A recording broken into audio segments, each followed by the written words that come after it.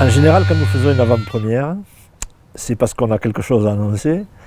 Et donc, oui, on a annoncé l'ouverture de la billetterie du 6e Manouche Musique Festival. Alors, notre monde est plein d'incertitudes, mais on va se fier aux annonces officielles. Et l'annonce du 18 février du ministère de la Culture disait: préparez-vous à organiser selon les règles qu'il y avait au cours de l'été dernier, qui ont été dévoilées après le 14 juillet. Bon, on a peut-être eu le nez creux le jour où on a dit qu'on organisait un festival d'automne, le 2 et 3 octobre dernier, ce qui nous a permis de nous rôder dans une situation de crise, de distanciation, etc., etc.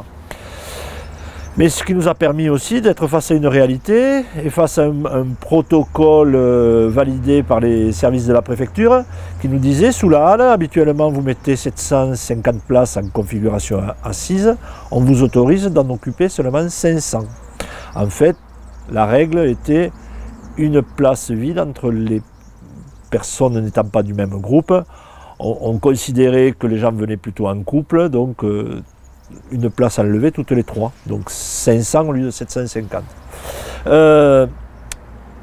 À ça, il fallait supprimer notre soirée que l'on avait prévue à l'origine debout, comme on l'avait fait en 2019 avec Goran Bregovic, où c'était quasiment le double de places, presque 1500. Donc 1500 plus 2 fois 750, ça faisait 3000, un potentiel de 3000 places. Donc notre potentiel, si on était resté dans la configuration habituelle, c'était 3 fois 500, donc un potentiel divisé par 3. Donc on a réfléchi avec les bénévoles de notre association, des Amis du Swing. Ne pas faire de festival, nous on est dans un festival qui se prête à être assis. Ne pas faire de festival cette année, ce serait quasiment arrêté, parce qu'après, très difficile pour repartir. Donc on a dit non, on va tenir nos engagements auprès des artistes, mais il faut changer tout ça. Donc sur les mêmes 4 jours prévus d'origine, 12, 13, 14 et 15 août, au lieu de faire 3 spectacles avec première et deuxième partie, on va faire 6 spectacles avec une seule partie. Voilà. Alors, ça va demander un petit sacrifice aux festivaliers, ça augmente un peu le prix des places, en gros de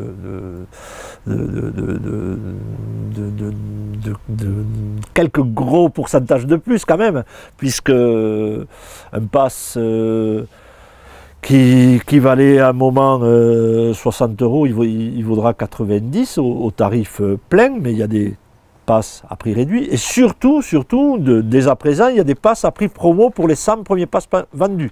Là, il y a des prix très intéressants et très attractifs. Donc ça fait des places de concert à moins de 7 € quand même pour les prix les plus bas. Donc oui, on demande un sacrifice, mais nous aussi, on a fait en sorte que ce soit accessible à tous. Et dès à présent, vous pouvez accéder à ces ventes sur www.festivalnazaire.fr. Mais je vais vous parler de la suite. La suite, c'est donc 6 concerts. Le jeudi 12 août avec Zambo Agusevi Orchestra. C'est une fanfare de Macédoine avec un leader, trompette. C'est la star en Macédoine. C'est quelque chose de très dynamique, très festif. C'est vraiment la musique des Balkans dans toute sa splendeur. Voilà, la grosse fanfare des pays de l'Est. Ensuite, le vendredi 13, ce sera le prestigieux accordéoniste Marcel Lofleur, dans un répertoire très jazz manouche. Le samedi après-midi, 14 août, donc il y aura un spectacle le 14 août, le samedi après-midi à 16 h. C'est Léa Linares qui nous présentera ce nouveau spectacle flamenco, un flamenco très moderne, Opalo Project. En soirée, on aura le plaisir d'accueillir Dan Garibian version trio à 21 h 30 le vendredi 14. Dan Garibian, c'est l'ancien leader du groupe Bratch. C'est un répertoire des musiques de l'Est. réinterprété à sa sauce à lui, très francisé aussi, mais dans cet esprit. Voilà. Et le dimanche, en milieu d'après-midi à 16 h, on aura Rom Choukar, que l'on vient d'accueillir en résidence d'artiste, qui présentera ses derniers morceaux. Voilà, une musique vivante, traditionnelle, arrangée à 2021, mais une musique de fête. Voilà. Et en soirée, pour clôturer ce festival IN, à 21 h 30, ce sera le grand Ninine Garcia, des cadors du jazz manouche en France. Voilà, voilà pour le festival IN. Et donc du jeudi 12, 11 h le matin, et ça tous les soirs jusqu'à minuit, minuit et demi, il y aura un festival off gratuit. Donc on proposera 34 concerts gratuits jusqu'au dimanche soir minuit, voilà, pendant 4 jours. Et là, avec des gens qui reviennent, mais aussi des nouveautés. Des nouveautés avec le premier jour Swing Rencontre Trio. Ils viennent pas de très loin, ils viennent d'Haute-Rive, autour de Christian Delleris. C'est un jazz manouche composé avec un accordéon. Check of Swing qu'on a eu pour le festival d'automne. Et Kiko et Gypsy Land, rumba gypsy classique. Voilà, quelque chose de festif. Le lendemain, nous aurons Jazz Aznavour, les deux guitares, autour du guitariste Pierre Bernon de la compagnie Swing Home. Donc voilà, quelque chose de vivant, de joyeux, à la sauce jazz manouche autour du répertoire de Aznavour. On aura Bécard. Bécard, c'est un chanteur qui fait du groove yiddish, voilà, donc on fait une petite entorse, mais ça fait partie de cette culture des voyageurs. On y trouvera des choses qui viennent de ce qu'on a l'habitude de voir pour le festival. Et après on aura Laura la Chiringa avec son projet Tablao Flamenco, donc un spectacle flamenco traditionnel. Et sur le off, le samedi, on aura le plaisir d'accueillir deux groupes qui viennent de très loin, à l'opposé complètement, Massilia Gypsy Band, qui vient de Marseille et qui a un répertoire des musiques de l'Est, très vivant, très festif, super bien. Ils resteront d'ailleurs le dimanche, comme ils viennent de très loin, c'est un groupe que l'on fait rejouer le dimanche. Également, qui rejoueront le dimanche, il y aura Harrison Swing qu'on avait découvert en 2019. C'est un rock jazz manouche.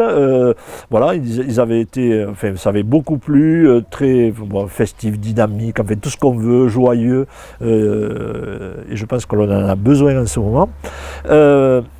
Voilà, Harrison Swing. Et pour compléter, nous aurons à nouveau Pierre Bernon en duo avec Drom Blanchard, un très bon guitariste jazz manouche du secteur de Montpellier. C'est un petit, un petit duo avec deux gros musiciens.